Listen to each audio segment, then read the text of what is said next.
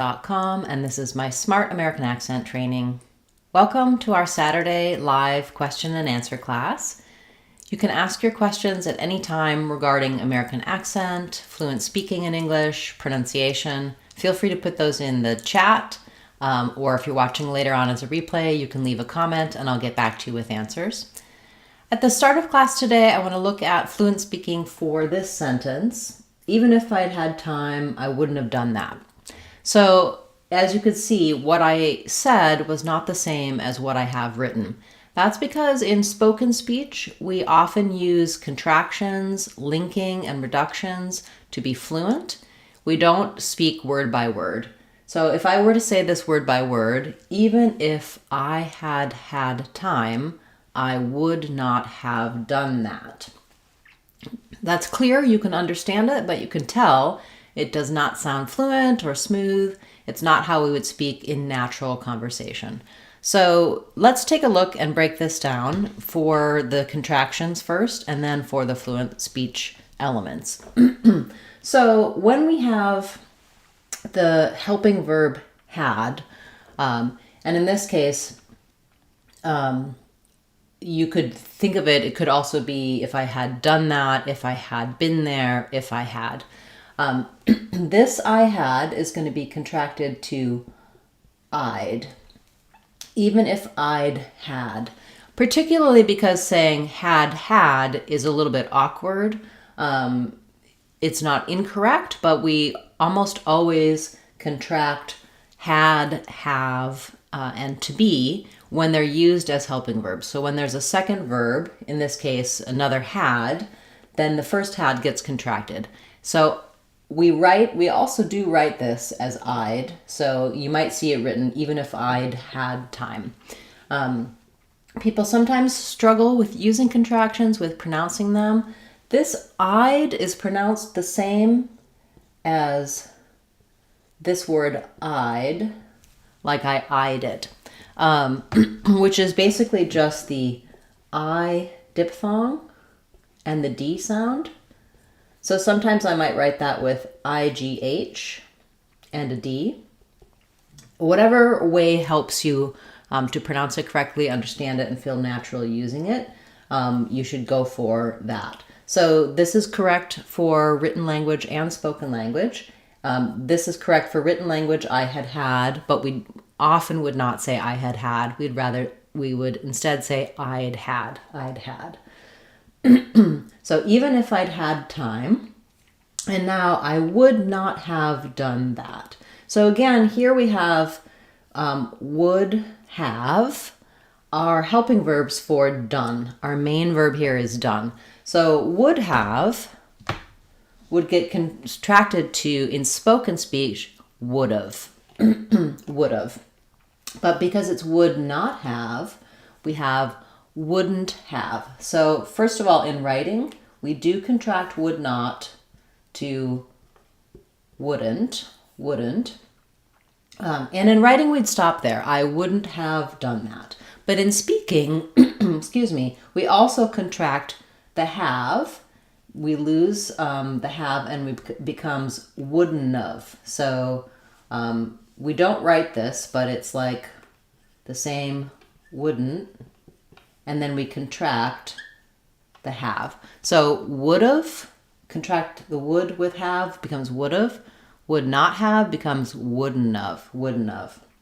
So you can see how it would be maybe a little bit difficult to know how to pronounce this. It sounds like wouldn't have. So we have a U and a V, an of sound, wouldn't have. So I do have a number of videos talking about would have and wouldn't have, how to use those smoothly, both longer explanatory videos and some short practice videos. Wouldn't have, couldn't have, shouldn't have, would have, could have, should have. These are super common combinations of fluent speaking in English. I definitely recommend practicing them, using them. They come in handy and they're very common in spoken English. So when we get to the overall pronunciation here, we have even if I'd had time, I wouldn't have done that. So this is also probably a little bit challenging if you think about it because of the the verb tenses and the case. It means it's a subjunctive case basically. So even if this, then this. Yeah. So you could substitute in other information here. So a good way to practice, you can do this sentence. Even if I'd had time, I wouldn't have done that. Even if I'd had space, I wouldn't have bought that. Even if I'd had the desire, I wouldn't have been able to manage it, etc., etc. So putting in real sentences, using your own words so that you become more comfortable and more confident using this combination. This is something that will come up in everyday speech, and you can change either part of the sentence, but the idea is to practice using I'd and wouldn't have together in a context that makes sense. So I hope that helps you with this, with fluent speaking. This is just one example. Of course, we have a full playlist here on the channel looking at reductions, contractions, linking, how we speak fluently and naturally in English. And you can get more help for that with our Real Talk course on speechmodification.com. In that course, I walk you through lots of the different reductions and contractions and teach you to use TV and movies to listen for these and to imitate them, to practice, and to be able to use them in your own speech. So welcome, everyone. It's nice to see you here this morning. Do feel free to put your questions in the chat or in the comments. And it doesn't have to be about this topic. It can be about anything that would be helpful for you for pronunciation, American accent, fluent speaking. I'll turn to your questions now, and welcome. Nice to see you. Okay, we have a question about auspices. So it has the letters AU say ah in this word. And then even though this looks like the word spice, where the E would say make the I say its name, it's an I sound in this word. So I would write it as auspice, and then letter C says the S sound in this word, and the letters E, S say the I and Z sounds. So under the auspices of something else. Not a super commonly used word in spoken English, but I can see why knowing how to pronounce that could be a little confusing, because it does look like some other words with different sounds, different pronunciation. Thank you. Nice to see you here this morning. Welcome. We have one of our channel members here, so nice to see you as well. He has a question about where do I have those. So the fluent speaking playlist, you can look for fluent speech. You can also leave me a comment after class and I'll direct you to that playlist. And then our Real Talk course is on our website, speechmodification.com. Excuse me, I have to sneeze, but it's not coming. Okay, we have a question about femininity and masculinity. I did cover this recently in a video, but I'll go through it for you briefly. So for femininity, we stress on the nin syllable. So it sounds like fem with the F vowel, fem. And then this letter I can be an I or an I would probably say more of an femme, feminin. And then we have our I-D ending, femininity. Same thing, same pattern and rhythm for masculinity. We have masculinity. Letter A says the A vowel like cat. So it is like the word mask here. And then this letter U has a U and a Y sound. Mask-U or mask-ya, probably more like mask-ya, it's not stressed. Masculinity.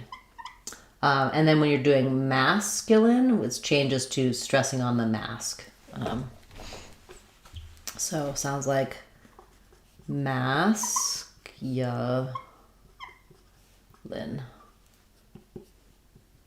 Masculine, masculinity, feminine, femininity. Rhythm just changes where the stress goes in those two word groups. Thank you. Nice to see you here this morning. Okay, we have a question Yeah, so if you're saying, for example, toxic masculinity, good. We have a question about peculiarity. So I do have a video for this as well, for peculiar and peculiarity. I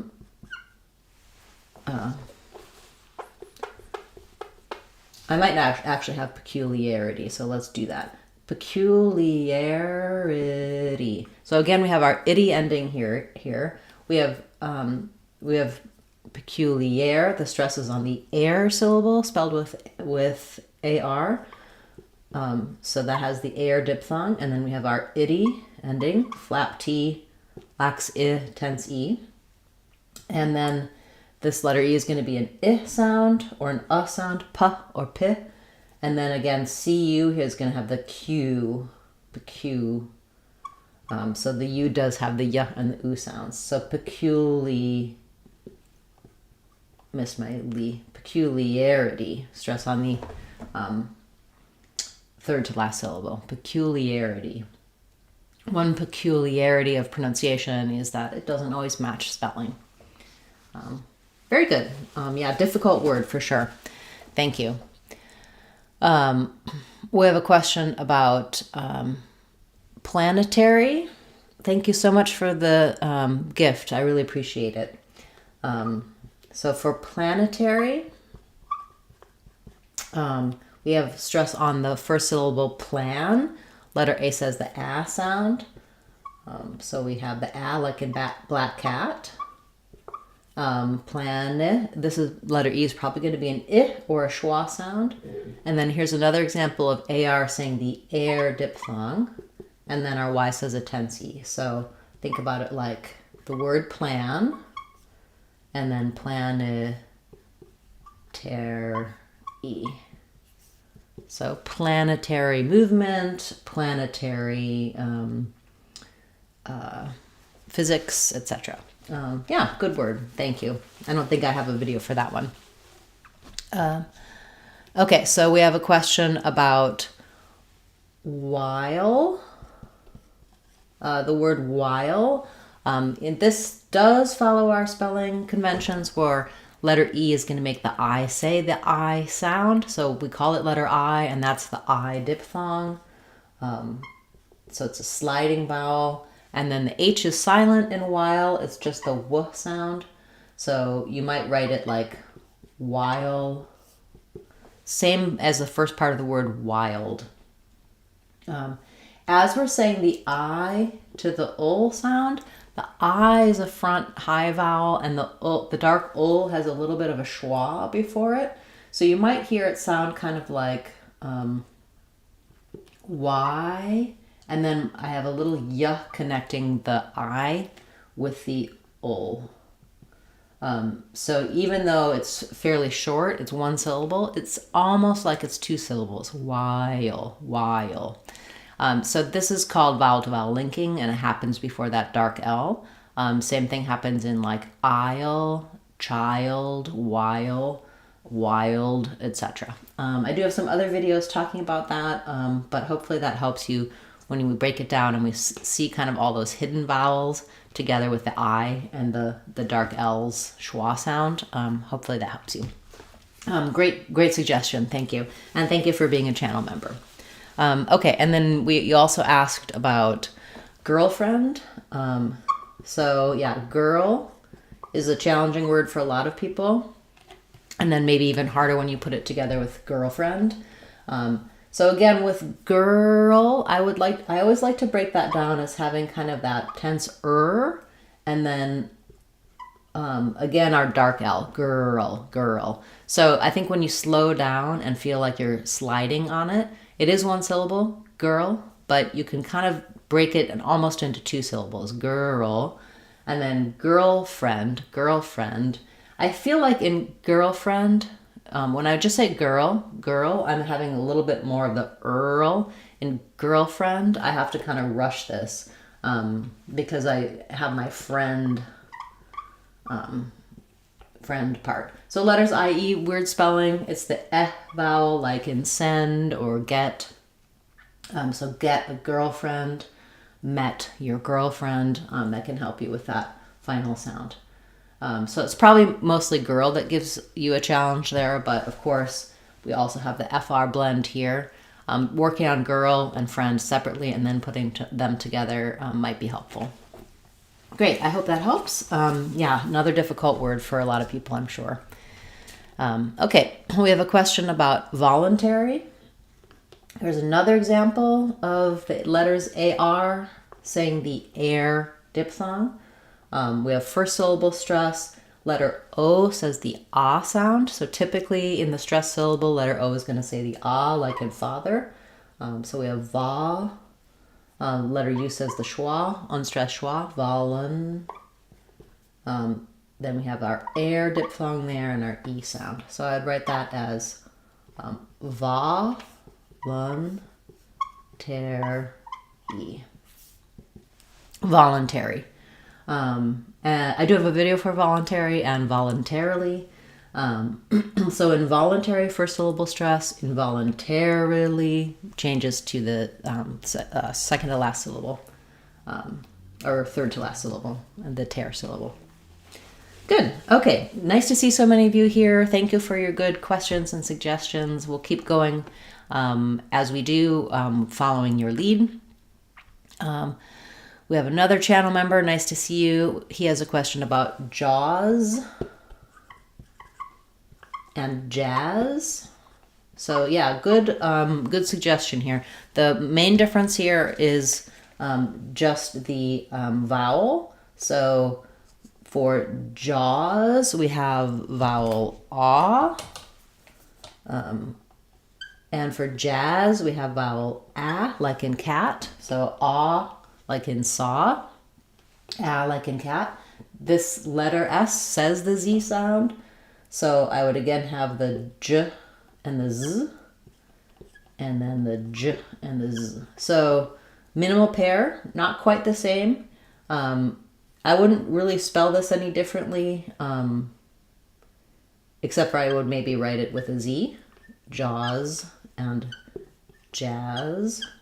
And then what I would think could be helpful here is really having some other words that have the ah versus the ah to help you hear that. Because when all the other sounds are different, when it's a minimal pair, sometimes it's really hard to make out that distinction. So you could try something like, I saw jaws, I had jazz, or that jazz, fought jaws. So anything that ah is more open, rounded, and happens more in the back. It's similar to the ah, like in father, but a little bit of lip rounding. And the ah, the front of my tongue is down, but the back of my tongue is lifted. So it's a front vowel.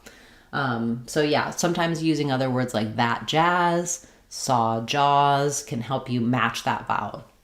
You can also get help for the ah and the ah. Here on our channel, we have a lot of videos for that, as well as in our Sounds of English course. I walk you through each of the vowel sounds, how they're spelled, how to know which sound to be making, what accent error patterns to watch out for. Probably for you, it may be that you're just using a tendency to use like an ah vowel or an ah vowel for both of these. Try to make this one further back, more rounded and open, ah. This one further forward with the back of the tongue lifted, ah. Yeah, great suggestion. Thank you so much. And thank you for being a channel member. I appreciate your support. Okay, great. We have a question about mortify.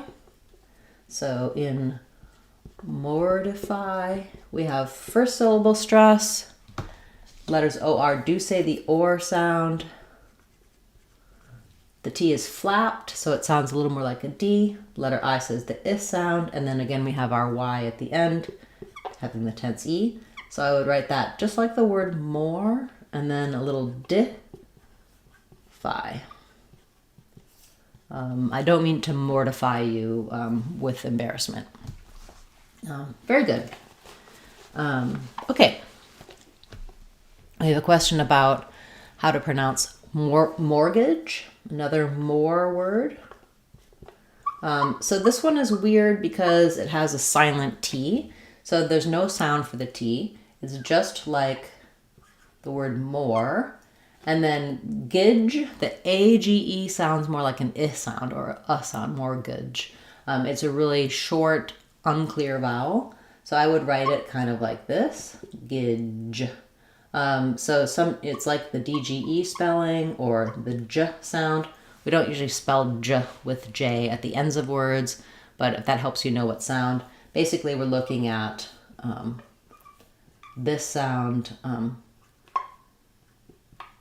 which is the J sound like in jump or edge, mortgage. So we need to pay the mortgage. They took out a mortgage to purchase the home. Yeah, I don't know why it has a T in it. Probably something to do with the origins of the word. Okay, we have a question about when can I, like in it, replace the schwa. So basically, we have the I sound and the sound, and these both are true vowels. So the I can be in words like it or did, and it's a clear vowel. And the schwa has a different symbol when it's a clear vowel, but it can be in words like some or much, and it's the main clear vowel. But then both of these have a version that's a short reduced vowel, and they sound very similar. If we look at the vowel chart, the I is higher and more in the front, and the is more central. And I'd say there's kind of a space in between where, as long as it's short and fast, you can't really hear a big difference between, for example, let's use the word before. So in the dictionary, they're going to mark this E, this unstressed vowel, as an I sound, before. But because it's so short and reduced, if I used an sound there, before, you can't really hear much difference because the stress is on for. This syllable goes by quickly, and it's most important just not to have a clear vowel. So before, or in between, before. I would say that's just a convention for how we write it. So most often in the dictionary, they'll use this symbol, and it will be the I sound for letters E and I. And most often it'll be the schwa, this symbol, for letters A, O, and U, when the word is spelled that way. So for example, in above, you'll see it written with the sound, above. And there, yeah, it doesn't really make sense to do above, right? It's got to be above. Or for O, for example, in opinion, they're going to show the schwa as well, opinion. So I'm probably not going to say opinion, right? But in something like before or between, before, between, when it's a little bit higher and more in the front, or a word like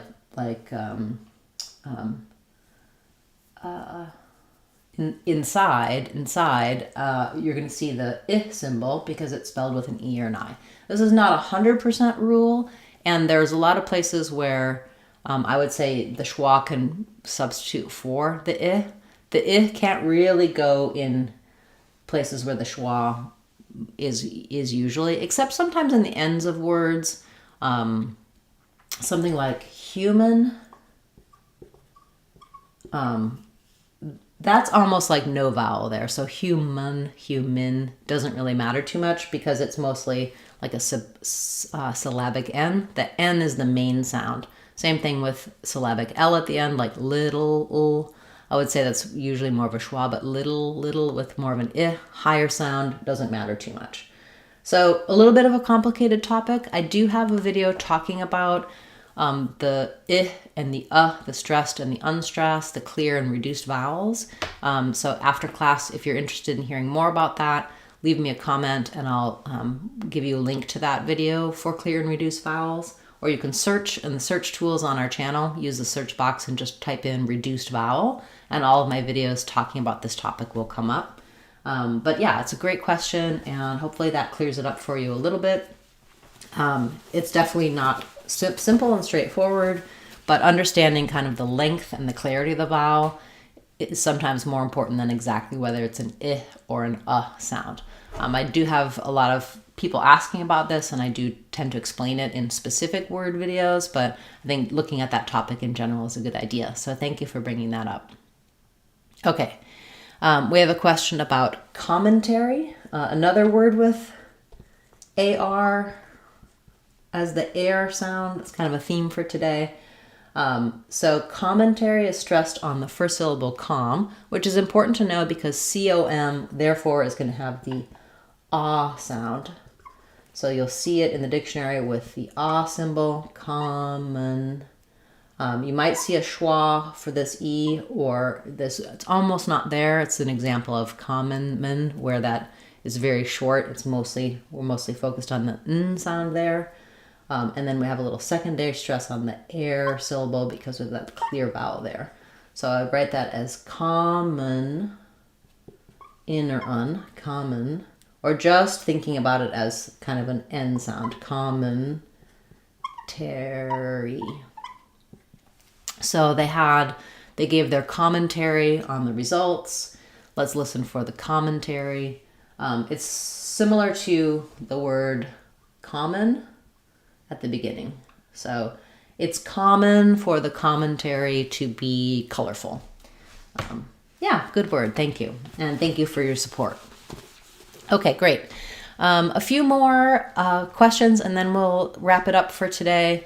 We have a question about fool and full. I do have some videos about this, looking at fool, full, pool, pull, etc.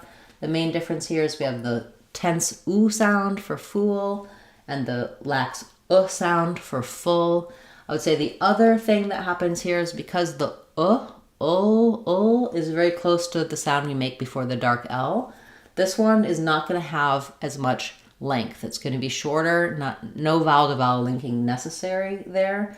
So again, I would use another word like should be full or push, pull, full. That same sound, put the full one away to match that vowel. And then in fool, because we have a rounded sound, as I go to that sound or schwa sound before the dark L, I'm going to need to do some vowel to vowel linking. So we'll naturally get a glide happening there. Fool. So this one is going to be longer because the tense vowel is longer and also because we have that vowel to vowel linking in there. So fool versus full. Just lifting the tongue for that L. No real movement for the dark sound because the vowel is in the right position for that. So you could say like new fool or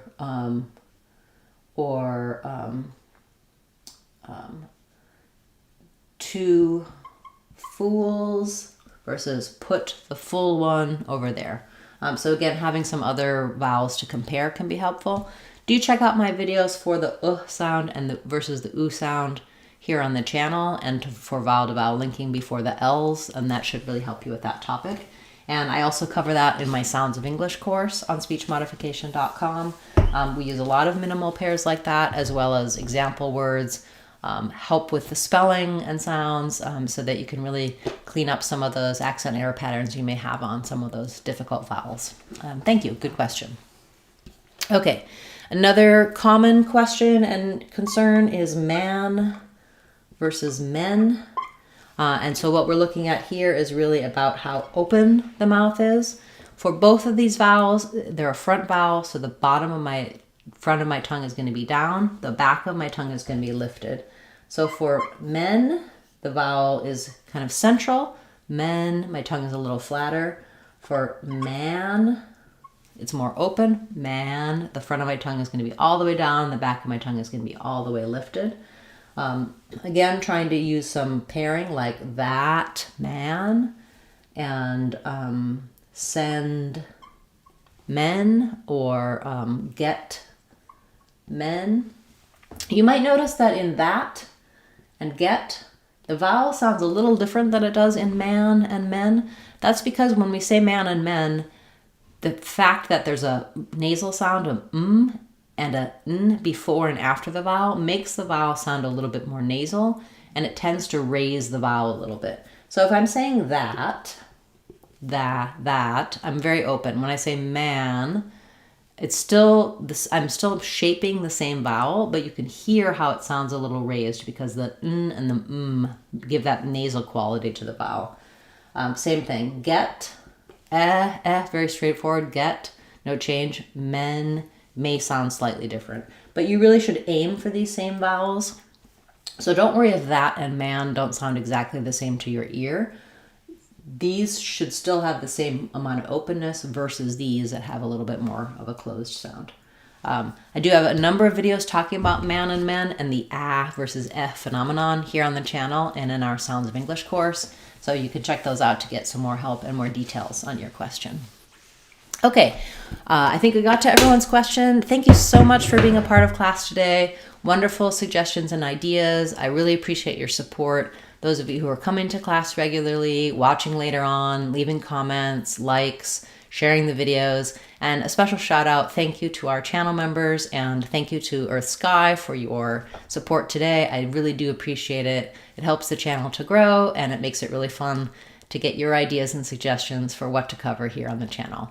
I'll be back on Tuesday with another new video for you, and then next Saturday we won't be live, but we're debuting a special new video about how to get started, what things to focus on depending on what your native language is. So it's going to be really fun, exciting. I hope you'll check it out. Looking forward to seeing you in our next class. We'll be live again in 2 weeks from today. I'm Christine Dunbar from speechmodification.com. Remember, if you want to sound like a native speaker, you can do it. speechmodification.com. Bye, everyone. Hope to see you again soon.